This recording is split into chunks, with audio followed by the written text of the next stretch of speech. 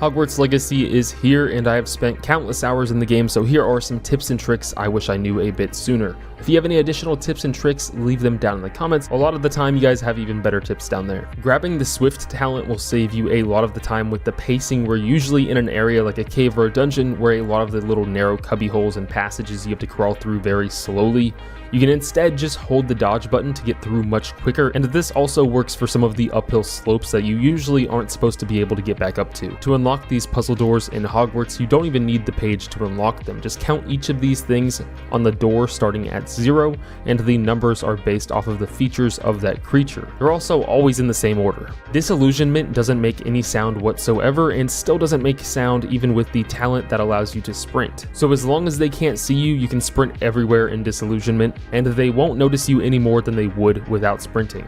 Lockpicking is actually really easy, but the game doesn't really tell you much about how to use them. Just spam spin a ring until the gear moves a bit, or you see the light on it flicker and then slowly wiggle around that area where it moved. The caretaker will eventually give you a quest called the Man Behind the Moons, where you're tasked with finding 30 Demiguise moon statues. Finding these will unlock level 2 and level 3 doors once you bring them back to them. If you're waiting to get a quest from someone or a quest isn't popping up, just hit your map and wait time, and usually that'll fix it or allow that quest giver to send you the quest. To unlock the white eye chests, you just have to be invisible, so you can use a potion or just simply use Disillusionment. Seems kind of obvious now because they're looking at you, but I think the first few hours of the game I was like, how the heck do you open these things? This game's immensely small amount of inventory space can be insanely annoying, especially when you come across a chest, you try to loot it and realize your gear is full, destroy that gear, and then loot the chest again and nothing comes out. I don't know if it's a bug or what, but you can actually double the amount of inventory space you can have by completing the Merlin Trials section of the exploration challenges, as each reward will grant you more inventory slots. I actually didn't realize this until pretty late into the game. You'll eventually start finding plenty of these blueprints, which you'll be able to take to the Room of Requirement and identify them at the gear stand. Just know that these stay at the level that you picked them up at, so if you found an unidentified piece of gear at level 9 and you're now level 19, they're not going to be much use to you. But you should still always identify them before selling them, because they might be a style of transmog that you haven't discovered yet. So identify them, and then they'll likely be a lower level if you've had it for a while, and you can just sell it. By the way, you keep that transmog style after selling your gear, so you can get rid of whatever isn't doing you any favors with offense or defense. Once you collect one of those pieces of gear, you can just go to your appearances, and it'll be there forever. To get these, you just have to find a piece of gear that looks like that one time. However, your sell price goes by rarity, not level or the stats that they provide, solely the rarity. Since you keep the appearance of each item after finding them, you can sell anything that's worse than what you're already wearing, and a green item that has better stats is worth wearing more than the gold item that's a lower level, so sell the gold items for some good money.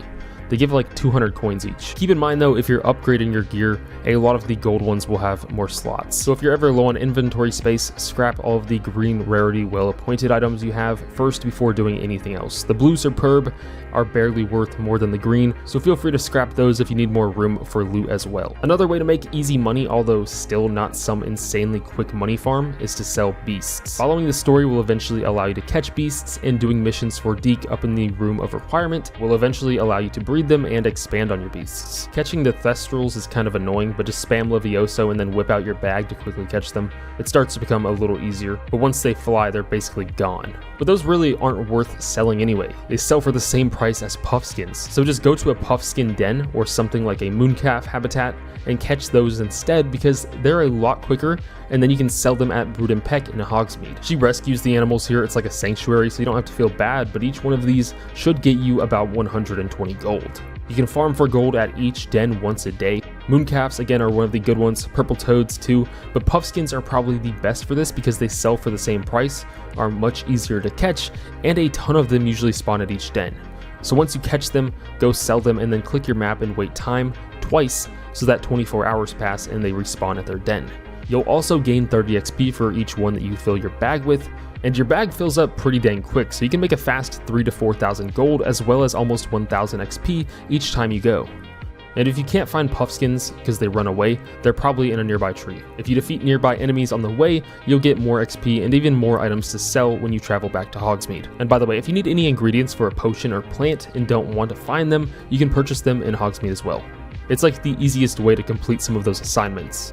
As for leveling up quickly, the best ways I've found are obviously quests, but also the pages to your field guide that you can find each give you 80 XP, which is a really good amount for just pushing a button. They're easily found around Hogwarts and Hogsmeade, especially if you spam Revelio. Other than that, you have the arenas. There are 3 arenas in Hogwarts Legacy you can fight in, one of them being the Dark Arts Arena, which as far as I know is a pre-order bonus. There's a trophy or achievement you get for completing all of the arenas. That Dark Arts one doesn't count since it's technically DLC, but if you do have the Dark Arts Arena, you can find the location here in the southern portion of the Forbidden Forest, where you have all of the unforgivable curses unlocked. But the other 2 arenas are found here in the north portion of the woods in the North Ford Bog, and then the southern end of the Feldcroft region. Fighting in these is probably the fastest way to push through levels since you can just continuously replay them, and if you really want to cheat, I'm not going to judge you, but you could change the difficulty to easy. Combat in Hogwarts Legacy, even in the arena on easy difficulty, is basically impossible to die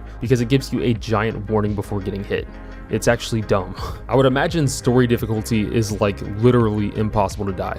I have a separate guide on how to obtain every dark arts spell such as Avada Kedavra, which insta-kills nearly any enemy in the game, Crucio, which paralyzes the enemy you shoot it with, and then you have Imperio, which turns just about any enemy in the game on your side, even the giant trolls, and then you can actually sometimes turn that enemy to stone with a stealth kill as well. It doesn't always work. I think it only works like when the enemy is the last one around, but if someone wants to verify that and leave it down in the comments, go ahead.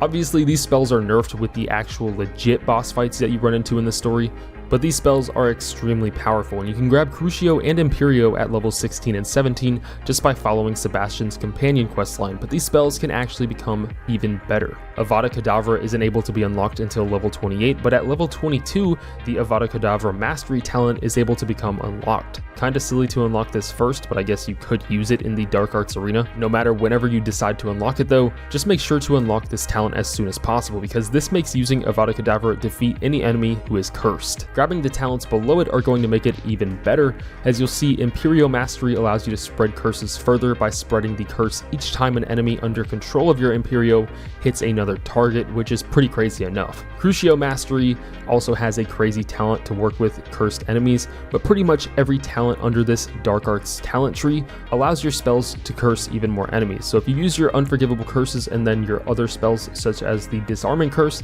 Flipendo, and Arresto, and then use Avada Kedavra, you will defeat all of the enemies simultaneously. You can easily kill 4 enemies with 1 Avada Kedavra. And if you also have the talent Curse Sapper, you're going to heal at the same time. Plus, this talent makes cursed enemies stay cursed longer, giving you a little more time before you cast Avada Kedavra. So those Dark Arts talents are some of the best talents to get for some insane damage, but also, as annoying as it is to have to grab these with a talent point, these spell knowledge talents that gives additional spell sets are so worth it. Especially if you're using the Avada Kedavra combo we went over, since you're switching between so many different spells.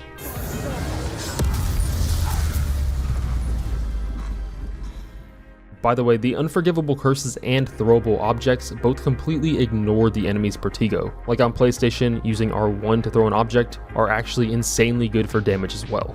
You should basically be throwing every object around the area, especially those red explosive barrels, which is an easy way to light those Infernus enemies on fire, which by the way are the only enemies I've seen able to withstand Avada Kedavra. Those Infernus zombie type of enemies, if you don't light them on fire first, they will completely tank that spell. I didn't know this until like super late into the game, but you can actually grab a crossbow bolt from the enemy once they start cranking back the bolt and throw it back at them. You can do this with some other ranged attacks as well. And then just some quick tips for the Broom races. You're not going to get first place in the leaderboards without Broom upgrades. It just isn't possible. So if you're like me, just going for first place right away, wondering why it is physically impossible to beat that time, it's because you need Broom upgrades first. So upgrade the Broom, which you unlock each time you complete one of these races. You just have to head back to this guy here at Hogsmeade, and he'll allow you to upgrade the Broom after completing each portion of his quest. Other than that, just hold both sets of boosts throughout the race. So on PlayStation 5, that would be L2 and R2 or left and right trigger. L2 uses the yellow meter, which is basically infinite if you hit the yellow bubbles along the way. Pretty simple stuff once you get used to the Broom controls. Just use the right analog stick up and down to change height, and look left and right only when you really need to with these sharpish turns. Left stick does most of the small movements. But that's pretty much it. Leave a like and subscribe for more Hogwarts Legacy tips and guides. Leave your tips down in the comments. See ya.